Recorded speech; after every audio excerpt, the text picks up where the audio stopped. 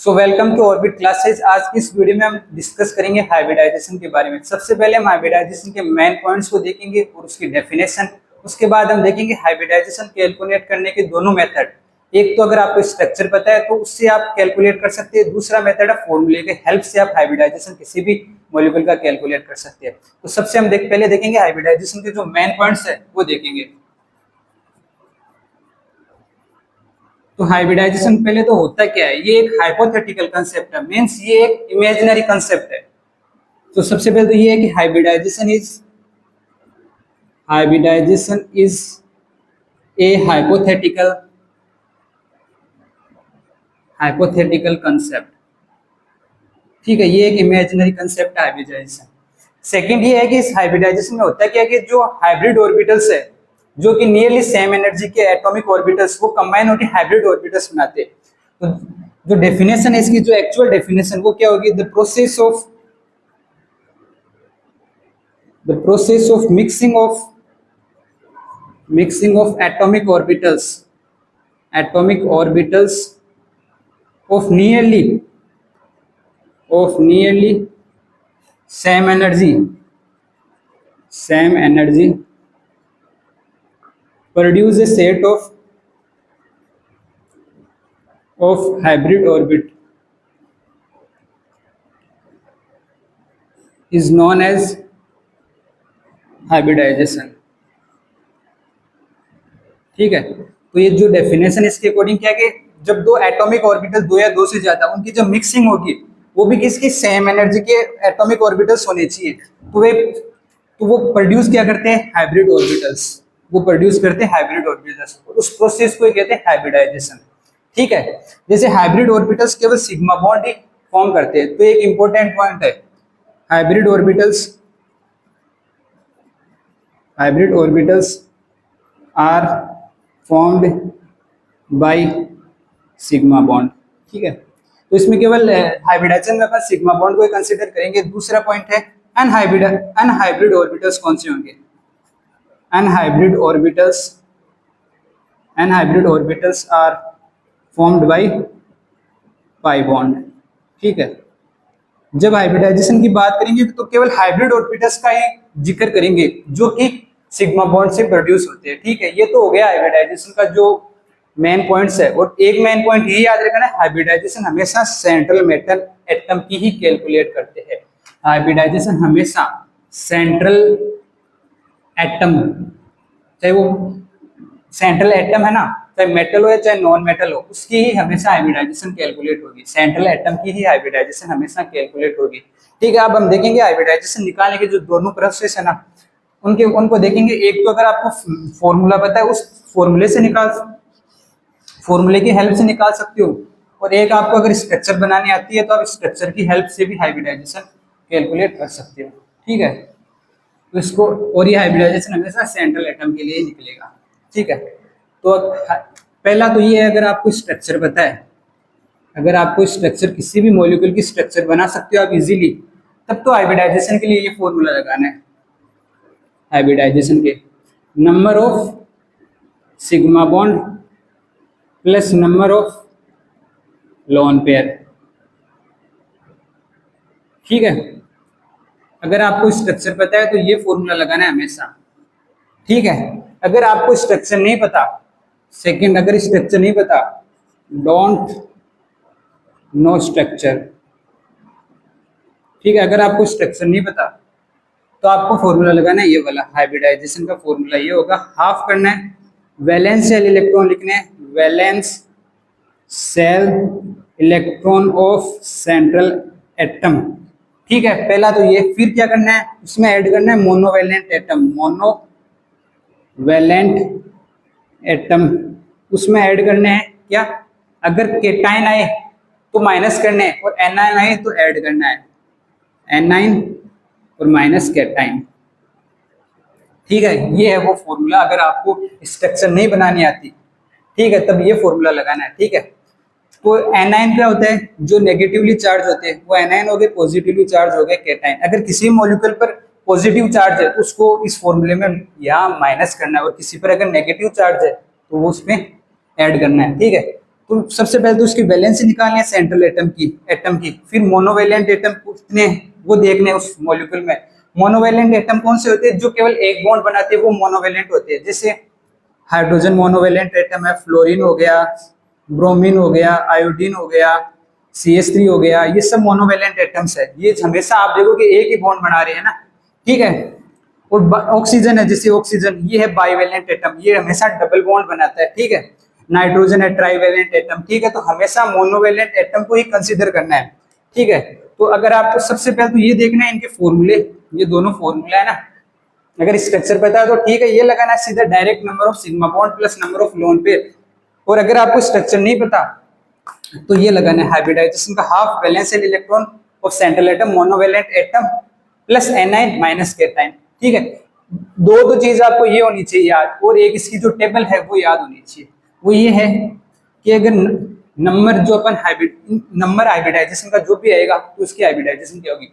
इधर तो लिखेंगे नंबर, इधर लिखेंगे हाइब्रिडाइजेशन। अगर नंबर 2 है तो हाइब्रिडाइजेशन उसकी होगी sp, ठीक है। अगर नंबर आए 3 तो उसकी हाइब्रिडाइजेशन होगी sp2, ठीक है। ये एक s का है एक p का, तो ये 2 हो गए। यहाँ 3 किससे है? एक s का है और 2 p की। अगर नंबर आए 4 तो ये होगी sp3। अगर नंबर आए 5 तो ये होगी sp3d। कभी भी sp4 नहीं होगा, ये कभी भी sp4 कभी भी नहीं होगा। क्यों? क्योंकि पीक के अंदर केवल 3 ही ऑर्बिट होते हैं। आपने कभी भी देखा होगा कि पीक के अंदर केवल 3 ही ऑर्बिट होते हैं, px, py, pz। डी में होते 5, ठीक है। तो ये डी स्टार्ट हो जाएगा पिक के बाद में, ठीक है। तो ऐसे sp3d, ठीक है। फिर 6 आए अगर नंबर तो sp3d2, और अगर 7 आए तो sp3d3, और आगे चलता जाएगा, ठीक है। अपने सिलेबस में केवल यहाँ तक ही दे रखा है, केवल ये। बस आपको इतनी चीजें याद रखनी है, ठीक है। हाइब्रिडाइजेशन के लिए अगर स्ट्रक्चर से आप निकालना चाहो तो इस फॉर्म स्ट्रक्चर पता है तो ये फॉर्मूला लगा देना। स्ट्रक्चर नहीं पता, ये जो फाइनल रिजल्ट आएगा नंबर, उसकी हाइब्रिडाइजेशन ये हो जाएगी, ठीक है। जैसे अपन एग्जांपल लेते हैं H2O का, एक सिंपल एग्जांपल से स्टार्ट करते हैं। सबसे पहले H2O, ठीक है।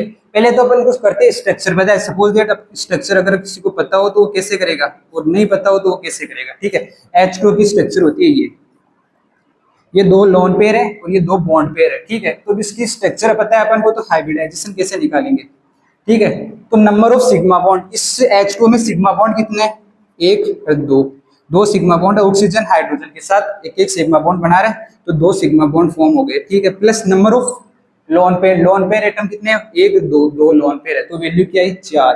अब आपको यहाँ 4 आ गई तो यहाँ देखना है, अगर नंबर 4 आए तो उसकी होगी हाइब्रिडाइजेशन sp3 हाइब्रिडाइजेशन, ठीक है। ये तो हो गया अगर आपको स्ट्रक्चर पता है, तब आप ऐसे निकालो किसी भी मॉलिक्यूल की, ठीक है। अगर आपको स्ट्रक्चर नहीं पता तो फिर ये फॉर्मूला लगा सकते हो, ठीक है। सेम ही रिजल्ट आएगा दोनों का। अब ये फॉर्मूला लगा के देखते हैं। हाफ लिखना है सबसे पहले, ठीक है। अब वैलेंशियल इलेक्ट्रॉन लिखने हैं सेंट्रल एटम के। यहाँ H2O में सेंट्रल एटम क्या है? H2O में सेंट्रल एटम है ऑक्सीजन, ठीक है। तो इसके जो वैलेंस सेल में कितने इलेक्ट्रॉन है? तो ऑक्सीजन के टोटल इलेक्ट्रॉन है होते 8, 2 हो गए फर्स्ट सेल में केम में, बचे आउटर में 8 में से 2 गए 6 हो गए वैलेंस सेल में इलेक्ट्रॉन, ठीक है। मोनोवेलेंट एटम कितने हैं? मोनोवेलेंट मतलब जो एक बॉन्ड फॉर्म करते हैं। ऑक्सीजन के मोनोवेलेंट एटम है, कितने लगे हुए इसके साथ? 2 हाइड्रोजन, ठीक है। ये हो गया, तो टोटल गया 6 + 2 8, 8/2 4। तो इसका भी रिजल्ट आएगा sp3। तो चाहे आप किसी से भी कर लो, चाहे स्ट्रक्चर से करोगे तो भी सेम रिजल्ट मिलेगा। अगर स्ट्रक्चर नहीं पता, फॉर्मूला लगाओगे तो भी सेम रिजल्ट आएगा। बस आपको याद करना है, या तो ये फॉर्मूला कर लो या फिर ये फॉर्मूला याद कर लो, और फिर ये टेबल याद करनी है आपको। ये जो टेबल है ना, ये टेबल, बस फिर आपका हाइब्रिडाइजेशन का जो कंसेप्ट है क्लियर हो जाएगा। ये कुछ और एग्जाम्पल लेते हैं,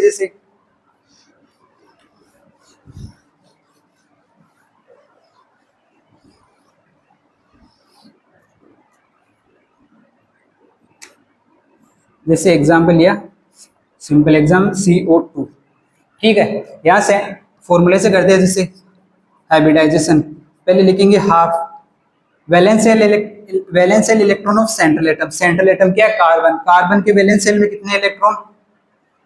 4, ठीक है। टोटल इलेक्ट्रॉन 6, पहली सेल में 2 फिर आई 4 आउटर मोस्ट सेल में, ठीक है, मोनोवेलेंट एटम। अब यहाँ 2 ऑक्सीजन अटैच है कार्बन के, और ऑक्सीजन मोनोवेलेंट एटम नहीं होती, बाइवेलेंट होती है, तो यहाँ आएगा 0, ठीक है। इसकी वैल्यू क्या है 4/2 = 2, तो इसकी हाइब्रिडाइजेशन क्या हो जाएगी sp हाइब्रिडाइजेशन, ठीक है। इसी तरह किसी की भी आप हाइब्रिडाइजेशन निकाल सकते हो, ठीक है। कुछ और एग्जांपल लेते हैं, थोड़े बड़े एग्जांपल, ZeO3F2,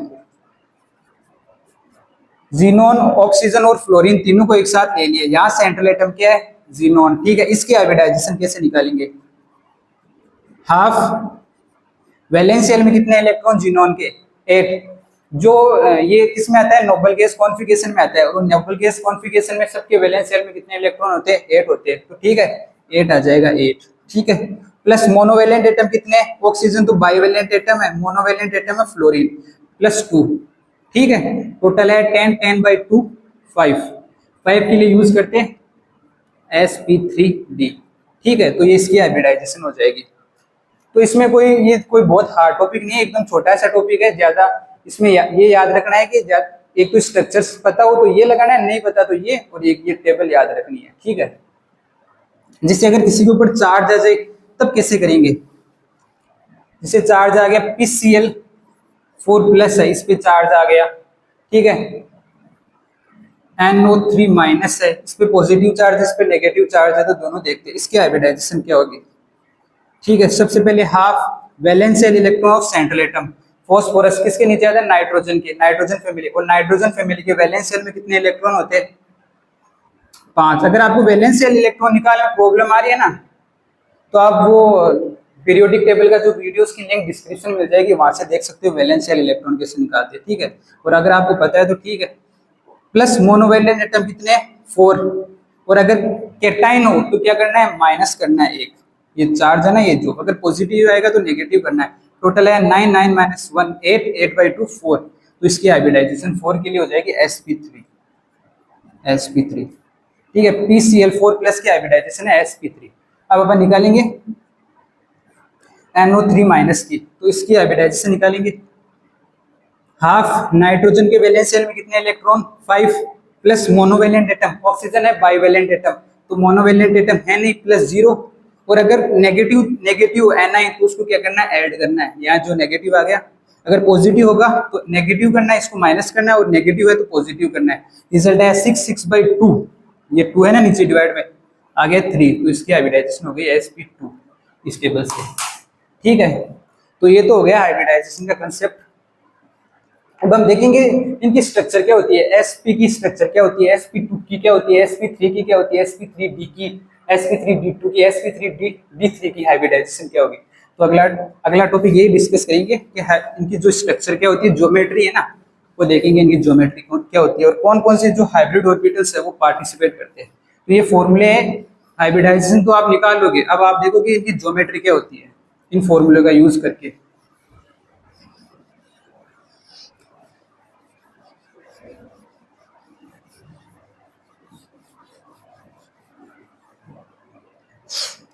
तो सबसे पहले तो अपन लिखेंगे कि नंबर, अगर नंबर 2 आए तो इसमें ऑर्बिट एटॉमिक ऑर्बिट्स होंगे s और p। अगर नंबर 2 आए तो उसके हाइब्रिडाइजेशन के जो एटॉमिक ऑर्बिटल्स होंगे वो s होगा, एक p होगा, ठीक है। इसकी स्ट्रक्चर क्या होगी, इसकी स्ट्रक्चर क्या होगी, ठीक है। तो इसकी स्ट्रक्चर क्या होगी, ये होगी, ये सेंट्रल एटम, ये 2 साइड एटम, ठीक है। और ये है किस शेप में है, ये एक लीनियर शेप में है ना, लीनियर शेप में। अगर आपको ज्योमेट्री पूछे तो आप इसकी ज्योमेट्री बता सकते हो लीनियर। जैसे कि इसकी शेप कैसे ड्रॉ करेंगे, जैसे ये ये ऐसे, ये जो है सेंट्रल एटम है, ये 2 साइड एटम्स लगे हुए, और ये एक लीनियर है, और ये एक प्लेनर स्पीसीज भी हो गया, ठीक है। एक प्लेन के अंदर है तो ये प्लेनर स्पीसीज हो गया, ठीक है। अगला देखते हैं अपन, नंबर आई 3, तो हाइब्रिडाइजेशन क्या होगी sp2, ठीक है। इसकी जो स्ट्रक्चर क्या बनेगी, ये बनेगी इसकी स्ट्रक्चर, ये वाली, ठीक है। इसको क्या कहते हैं ट्राइगोनल प्लेनर, ट्राइगोनल प्लेनर, ठीक है। ये होगी ट्राइगोनल प्लेनर। इसकी स्ट्रक्चर कैसे बनेगी ये देखो आप, इसकी स्ट्रक्चर ऐसे बनेगी, ट्राइगोनल प्लेनर। ये 3 एटम है ना, ये ट्राइगोनल प्लेनर, ठीक है। ये इसकी स्ट्रक्चर हो गई, ठीक है। अब अपन देखते हैं, अगर नंबर आए 4 तो हाइब्रिडाइजेशन होगी sp3, ये होगी टेट्राहेड्रल। ऐसे इसकी स्ट्रक्चर ऐसे फॉर्म होगी, ये है टेट्राहेड्रल, टेट्राहेड्रल, ठीक है। तो इसकी स्ट्रक्चर ऐसे फॉर्म होगी, देखो टेट्राहेड्रल की ऐसे बनेगी स्ट्रक्चर। ये एक एटम के ऊपर रहेगा और 3 इसके जस्ट नीचे रहेंगे ऐसे। अब आप देखो, ये प्लेनर है या नॉन प्लेनर स्पीसीज है, तो एक प्लेन में नहीं आ रहा, ये एक नॉन प्लेनर स्पीसीज है, ठीक है। ये एक नॉन प्लेनर स्पीसीज है टेट्राहेड्रल, और ये दोनों है प्लेनर स्पीसीज। और जो इनके बीच में जो एंगल बन रहा है, इनके बीच में एंगल बन रहा है 180 डिग्री का, और इनके बीच में जो एंगल बन रहा है ना, वो है 120 डिग्री का, और इनके बीच में जो एंगल है वो 109.28 डिग्री का, ठीक है। ये एंगल है इनके बीच में। तो आपको स्ट्रक्चर है, स्ट्रक्चर है और ये इनकी ज्योमेट्री है, इनको याद रखना है। अगर एस पे आ जाए तो उसकी लीनियर होगी, ठीक है। अगर sp2 आ जाए इसकी ट्राइगोनल प्लेनर होगी उसकी ज्योमेट्री, और अगर sp3 आ जाए इसकी टेट्राहेड्रल होगी, ठीक है। आगे देखते हैं, अगर नंबर हो 5 तो sp3d, ठीक है, sp3d। तो इसकी स्ट्रक्चर कैसे फॉर्म होगी, ठीक है। तो इसकी स्ट्रक्चर ऐसे फॉर्म होगी,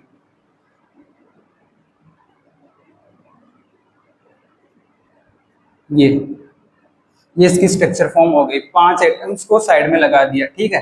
तो ये है ट्राइगोनल बाइपिरामिडल, ठीक है। ये ट्राइगोनल बाइपिरामिडल है, ठीक है। अगर नंबर 6 आ जाए तो इसकी स्ट्रक्चर बनेगी sp, जो हाइब्रिडाइजेशन का वो होगा sp3d2, और इसकी स्ट्रक्चर बनेगी ऑक्टाहेड्रल, ये वाली, ठीक है। ये होगी ऑक्टाहेड्रल, ठीक है। और अगर लास्ट वाला है 7 नंबर पर sp3d3, ये आ जाए तो इसकी स्ट्रक्चर कैसे बनेगी। तो इसकी स्ट्रक्चर मैं यहाँ बना देता हूँ, स्पेस नहीं है ना नीचे, तो इसकी स्ट्रक्चर ऐसे, ये इसकी स्ट्रक्चर फॉर्म होगी, ठीक है।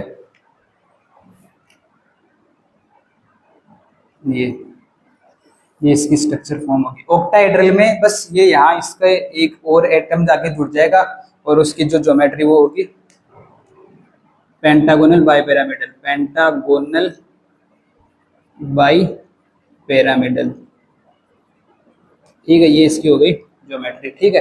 तो अगर नंबर आए 2 तो उसकी हाइब्रिडाइजेशन है sp, और इसकी स्ट्रक्चर होगी लीनियर, ठीक है।